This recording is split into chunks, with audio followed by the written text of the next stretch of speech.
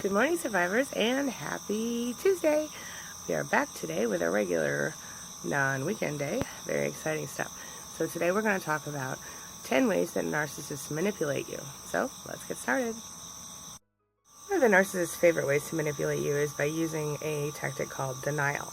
That is, they behave disrespectfully, they do things that they're not supposed to do, things you ask them not to do, things they promise they won't do, and then they deny it, sometimes almost immediately. For example, let's just say that you ask your narcissist not to call you names, and once during an argument, he says, blah, blah, blah, bad word, bad word, bad word, name, name, name. Just gonna skip the bad words. And what are you gonna do? You're gonna say, hey, you just said blah, blah, blah, bad word, name, name, name. And the narcissist is gonna go, no, I didn't. Denial. And we can't forget triangulation. The narcissist loves to triangulate people. That is, use two people against each other in order to take the blame off him or herself. For example, maybe a cheating narcissist has been pitting his or her spouse against the other man or woman. Or in some cases, a narcissistic parent will triangulate between two children or adult children. And in some cases, it will be between friends, co-workers. Doesn't really matter. As long as the narcissist shifts blame away from him or herself and manages to get two other people going kind of against each other. Triangulation. And narcissistic injury, that's the next one. Narcissistic injury, where the narcissist behaves in such a way as they seem to be the victim of someone else. For example, in some cases they might complain about their childhood. Oh, poor me, I had such a tough childhood. Or they might complain about their crazy ex. You all know about the crazy ex, right? They might complain about how things are unfair at their job or how everything sucks in their life for whatever reason. They just want you to feel sorry for them so that you won't leave them or blame them for their bad behavior. Yeah. And you gotta love the narcissistic flip, where they do something wrong and then they blame you for it. For example, maybe you got cheated on and the narcissist said it was your fault because you didn't pay enough attention to him or her. Or maybe the narcissist quit his or her job without telling you and said it was your fault because they can't tell you anything without you yelling and screaming at them, for example.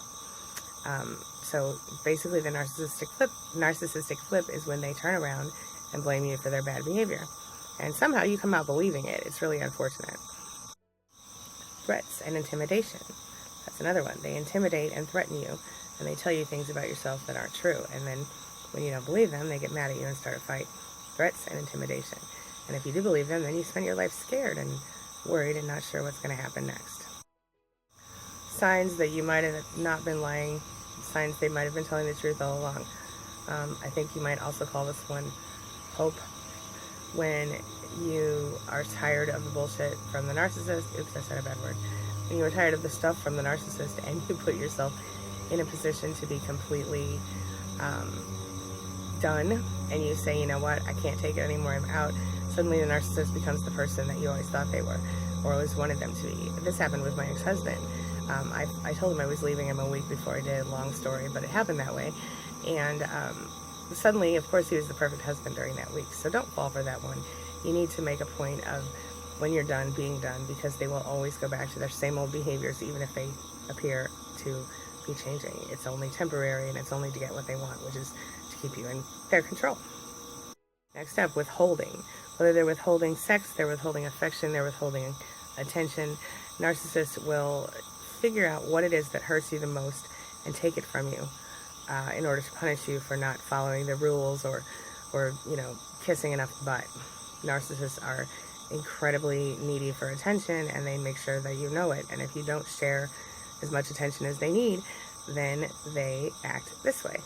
And they, again, go back to blaming you and making it all your fault.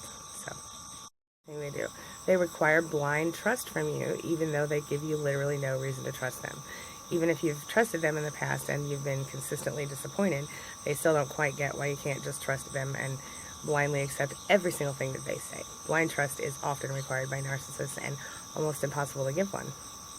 And don't forget the silent treatment. You've got to love the silent treatment. When you do something the narcissist doesn't like, and in order to punish you, they just stop talking to you entirely. And I've heard from some of my clients, sometimes this happens for weeks or months in the same house.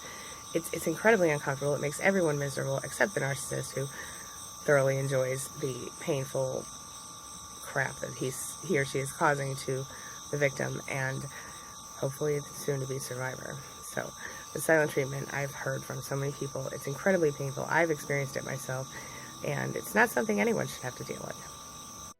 So that's 10 ways that you can be manipulated by a narcissist. Now, I could go on and on and on. We could talk about gaslighting, we could talk about love bombing, we could talk about hoovering, we could talk about all of these things. All of these things have been explained on my channel, but the point is, the narcissist's primary goal in life is to use whatever means possible to get what he or she wants.